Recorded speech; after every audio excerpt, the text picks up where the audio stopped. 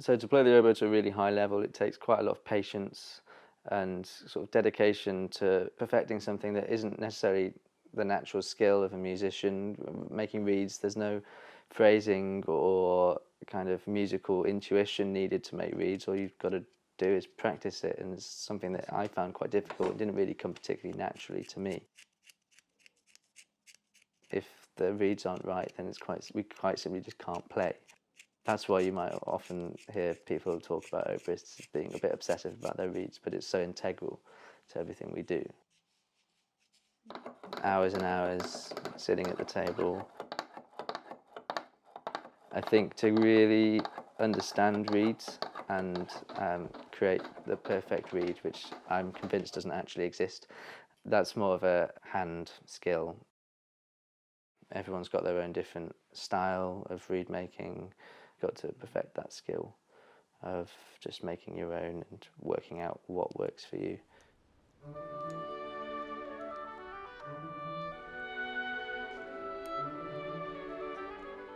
I'm Tom Blomfield and I'm Principal Oboe of the Philharmonia Orchestra in London.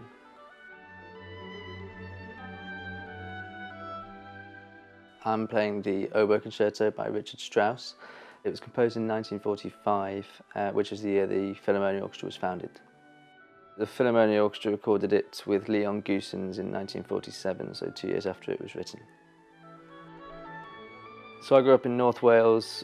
My mum wanted one of us to play the oboe, and she'd failed with my elder siblings who both chose other instruments. So by the time it came to me deciding what I was going to play, I went with that and started playing the oboe at about age 10. To begin with, the oboe is quite a difficult instrument to like because the strength in your lips that's required means that you can't really play on reeds that are hard enough and tough enough to make quite a nice sound, which is why a lot of people kind of give up with the oboe after a short while, because they find that they can't make a nice sound because the reed won't allow them to do that. And only once you've built up the muscle in your lips, which takes years and years, can you start to hone in on making a nice sound on the instrument. So that's why it's quite a resistant instrument for beginners. That's not very good. I'd say I was probably quite a resistant musician to putting in the hours early on. My parents were very keen that I kind of progressed with it. My siblings had obviously, ahead of me, gone off to do musical stuff, and they saw that I really enjoyed it and wanted to make sure that I did enough work to fulfill that kind of enjoyment and potential. So I began just learning privately with a local teacher. I then was put in contact with Rachel Pankhurst, who at the time was the cor anglais player in the Liverpool Philharmonic. She then recommended that I audition for the Junior Royal Northern College of Music, which I did and gained a place, and from then on every Saturday I was there for about 4 years prior to going to the academy. So of course I had an awareness of the Philharmonia. I didn't know all that much about different orchestras, but I do specifically remember when my dad came home one day when we just got a Blu-ray player. It was quite modern technology back then. He had the Planets Blu-ray that I think was made or released in 2013 with Esa-Pekka and the Philharmonia, and he said, "You should have a listen to this. This orchestra seems to do a lot of really cool and exciting stuff." So that really was my first experience with the Philharmonia, sort of seeing them live. Well, not live, but in my living room.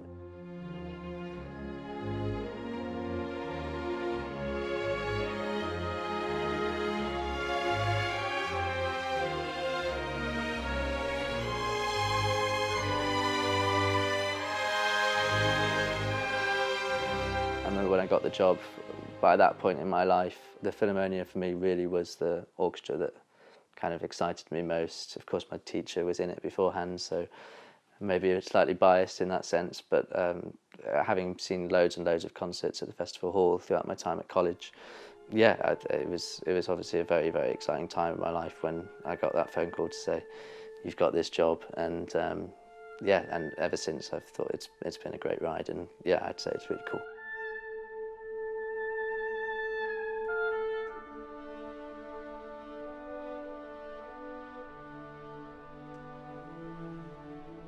The Strauss Oboe Concerto actually has quite an interesting history behind its composition.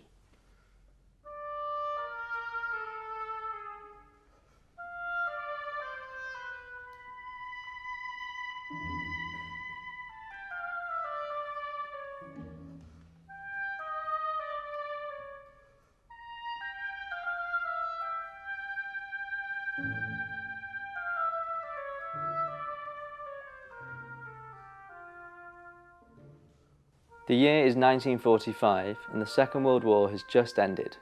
The town is Garmisch in South Germany. An American army unit tasked with uncovering art treasures stolen by the Germans enters Garmisch and is looking for a comfortable place to stay. Martin Weiss, the head of a security detachment and a musician, sends a lieutenant to the door of a house.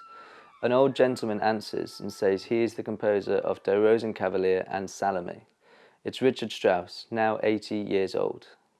The Americans put a sign on the house that read "Off Limits" to protect the famous composer.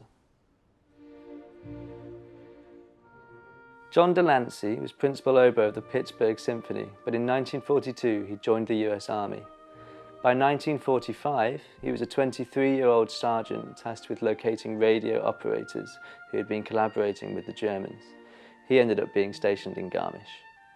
Alfred Mann, counterintelligence officer and music scholar who had known Delancey before the war, was stationed in Garmisch and now regularly visited the Strauss home. He took Delancey to meet Richard Strauss in May 1945, and Delancey ended up spending 3 afternoons and evenings with Strauss. During one of those visits, he suggested that Strauss write an oboe concerto, just as he had done for the horn. Strauss did not immediately say yes, but clearly a strong seed was planted, because by September, only 4 months later, a draft of an oboe concerto was completed. Delancey only found out that the concerto had been written by reading an article in the Okinawa Daily Army newspaper sent to him by his brother. The world will get a new oboe concerto from the pen of the famous Richard Strauss, 81-year-old composer, because an American soldier asked the master to write him a few bars of music for the oboe. The first performance was done in March 1946 by the Tonhalle Orchestra of Zurich, and Strauss reserved the American premiere for Delancey, but it wasn't to be. Upon his return to civilian life, Delancey was asked to join the Philadelphia Orchestra as assistant to his former teacher, Marcel Tabuteau. Delancey took up the position, but this decision meant that orchestra politics would prevent him from premiering the oboe concerto.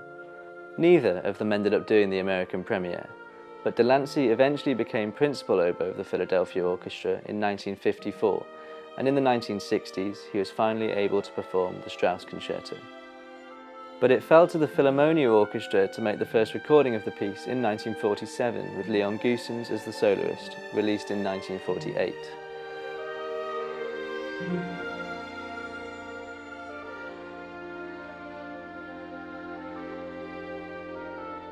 I think it's a brilliant thing that Strauss wrote this concerto. Aside from the Mozart, there wasn't really much around. There's a few English composers that have written oboe concertos, but to have someone like Strauss to write a concerto for our instrument is something quite special.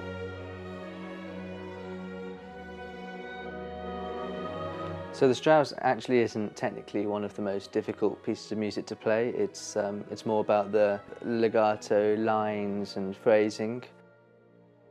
I've been doing a few performances of the piece with smaller orchestras to kind of get used to how it feels to stand up at the front there. I think the biggest test with this piece is that it's a real test of stamina. So that's kind of why you need to put yourself in the scenario as close to what it's going to feel like when I do the performance with the Philharmonia, because it's all well and good being able to play through it in the comfort of your own living room, but actually being able to cope with the pressure and do it from start to finish, standing up at the front of a symphony orchestra is going to feel completely different. So for me, I think the best moment of the piece is the opening passage of the second movement. If there's one thing that people can quite often agree on with Strauss, is that he definitely knew how to write a good tune, and that's exactly what he does at the beginning of the second movement of the oboe concerto. It's a really gorgeous, long, sustained melody which carries so much emotion and provides this immense feeling of space after such a sprightly and characterful first movement, and for me it's one of the most magical moments of the piece.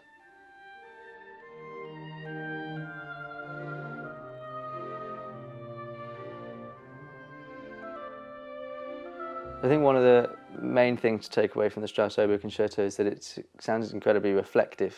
Strauss, of course, wrote it when he was about 80 years old. It's one of the last things he ever wrote, and you can really hear, particularly in the first movement, I think it's quite a cheerful theme, but then later on in the movement, towards the very end, in the sort of recapitulation stage of the movement, he brings it back, and it's got this incredible sense of memory to it, and nostalgia, the way he kind of truncates some of the phrases, slightly more meandering. For me, it completely gives this sense of looking back to what was. I never would have thought 5 years ago that now I'd be standing up in front of the Philharmonia Orchestra and playing this piece of all pieces, and to be doing that with my colleagues, friends, almost family, as part of the 75th anniversary celebrations of this great organisation is something really, really special, and I think it'll live with me for a long, long time.